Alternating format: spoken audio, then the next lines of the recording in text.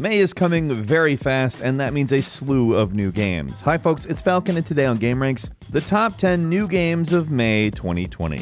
Starting off at number 10, it's Someday You'll Return. I think it's probably best just to say right up front, the developers have said multiple times that it draws inspiration from Silent Hill, The Vanishing of Ethan Carter, Resident Evil 7, and Outlast 2. Now, altogether, those are some pretty varied titles, so it's important to maybe note a little bit of the story, too. Basically, you play as a guy whose daughter has run away before. However, this time she's run away to a forest that you swore you would never return to, due to some traumatizing events that happened there when you were a kid.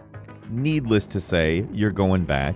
That's the point. Someday you'll return. But it's important to note just how cool this game looks. It's really got a unique look to it. Like, in some ways it has a little bit of a BioShock quality to it, while at the same time reminding me of The Forest. I think a lot of different people will see a lot of different things in this game, but supposedly, the monsters aren't the scary ones. Someday You'll Return is hitting on May 5th on PS4, Xbox One, and Microsoft Windows.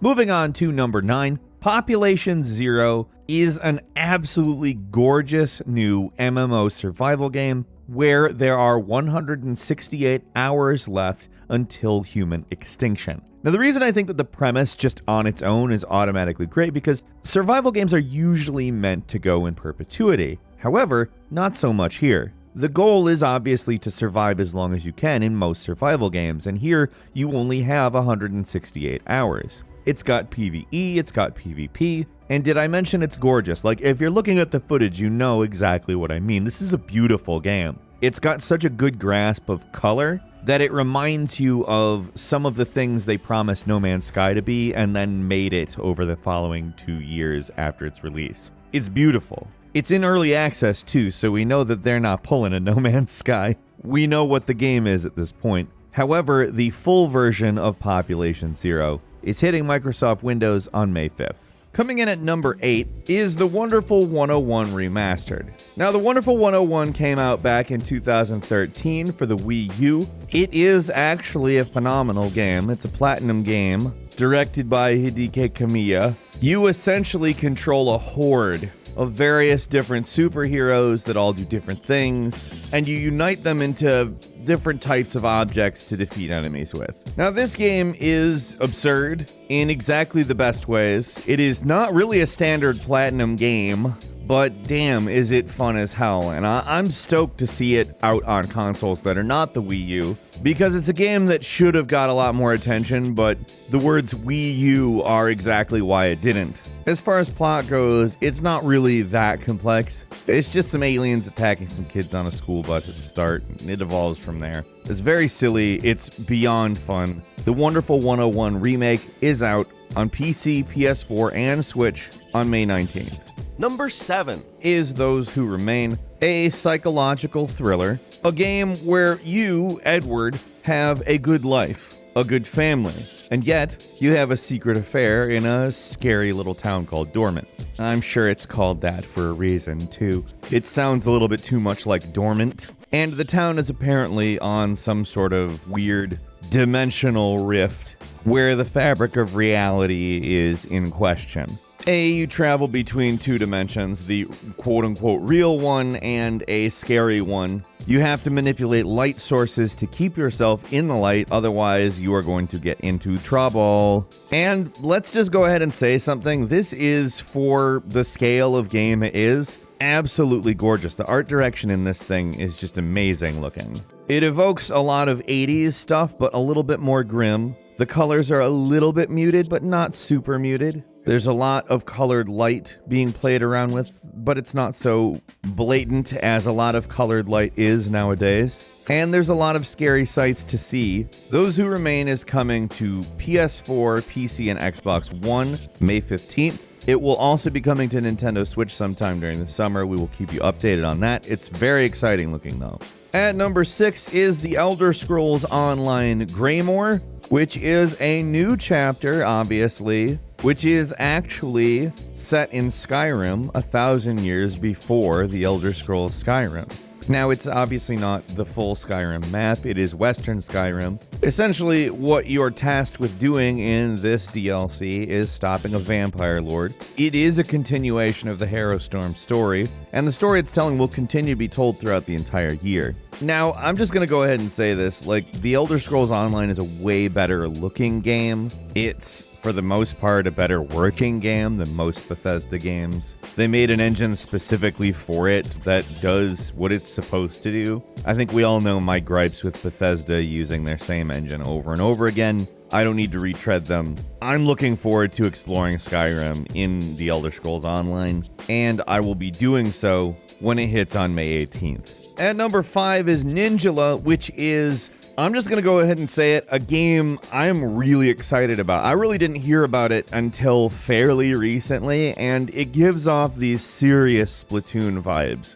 But I'm going to go ahead and say something else. If you combined Splatoon with an old game you may or may not remember from the 1990s on the Super Nintendo, which was called Gomon in Japan and Legend of the Mystical Ninja here in the US. It is, of course, a multiplayer game like Splatoon where you're competing against other players to win the match. You get katanas, you get hammers, you get yo-yos. That's what reminded me of Mystical Ninja, as well as the music. The music is just like powerfully Legend of the Mystical Ninja-esque. This looks like one of the most fun games, and if it turns out to be as fun as it looks, I am going to be lost in competing in this game.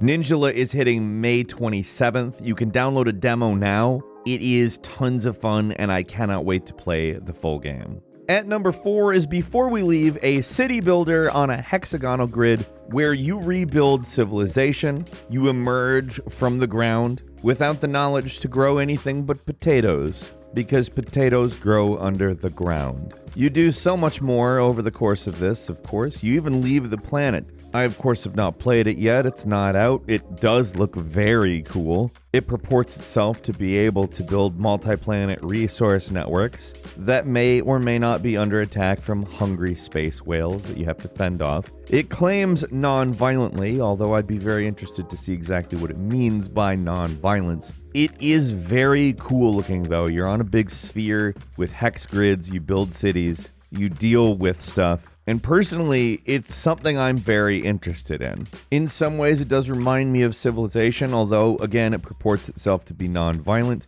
Before We Leave comes to PC on May 8th. I'm very interested. It looks like a pretty fresh take on this type of game. At number 3 is Saints Row the Third Remastered, which I'm going to go ahead and say, very excited. Saints Row 3 is probably the best one. It's probably the one that manages to do what Saints Row sets out to do the best without getting into territory that sort of undoes the self-aware nature of it. It's good GTA satire, and considering GTA is itself satire, there's really a sweet spot to find, and they found it. Now, what they've also done for this remake is redone all of the car models, all of the gun models, all of the atmospheric effects. Basically, it looks way better. Does it look like a brand new game? No, of course it doesn't. It's a decade-old game. It's from 2011. But all those new lighting effects, the volumetric everything, it all looks really nice. I will be playing Saints Row 3 Remastered. Of course, it is coming to us on PC, PS4, and Xbox One on May 22nd. At number 2 is Minecraft Dungeons, a brand new dungeon crawler built in Unreal Engine with the aesthetic of Minecraft, keeping in mind this is not a mining or crafting game. It is a dungeon crawler, period. It's just set in the world of Minecraft. Now that, of course, means they have to take some liberties. Those liberties, to me, look as though they fit with what they're trying to do. However, there is no class system. You essentially start from scratch and build your character in the same way you might consider building a world in the Minecraft. Personally, I think this is actually a pretty good looking game. I love the lighting. They've really gone for a good look with it. It obviously does look like Minecraft, however, it doesn't have the same sort of stale lighting of Minecraft, and let's just go ahead and say Minecraft RTX has sort of ruined that look for me in some respects. So I'm quite thankful for the fact that it looks the way it looks, instead of like vanilla Minecraft. Minecraft Dungeons hits PC, PS4, Xbox One, and Switch on May 26th. And finally, at number 1 is Maneater. Maneater is basically Shark Simulator. It's not a real shark simulator, like if you're looking for something that accurately models how sharks are. This is not it. It's more along the lines of Tony Hawk's Pro Shark. I know they don't want it. The developers cite a much wider list of influences, but let's just be clear, that's obviously there. It does try to incorporate sort of open world elements, and in some respects it calls its combat system inspired by both Punch-Out and Dark Souls. It is an absurd looking game. They're certainly pushing some boundaries as far as what is reality and what isn't. Maneater is hitting PC, PlayStation 4, and Xbox One on May 22nd. There is also a Switch version coming, but we don't know release date information. That's all for today. What do you think about these games? Leave us a comment, let us know. I know I'm at least trying all of these games this upcoming month. Hopefully they all turn out to be as good as they look. I'm particularly excited about Ninjala and the Saints Row remake, and probably Maneater. I just really want to actually play Maneater. It's been something that's been on my radar for a while. Leave us a comment, though, on your thoughts. And if you enjoyed this video, click like. If you're not subscribed, now's a great time to do so. We upload brand new videos every day of the week. The best way to see them first is, of course, a subscription. So click subscribe and don't forget to enable all notifications. As always, thank you very much for watching this video. I'm Falcon. You can follow me on Twitter at Falcon the Hero. And we'll see you next time right here on GameRanks.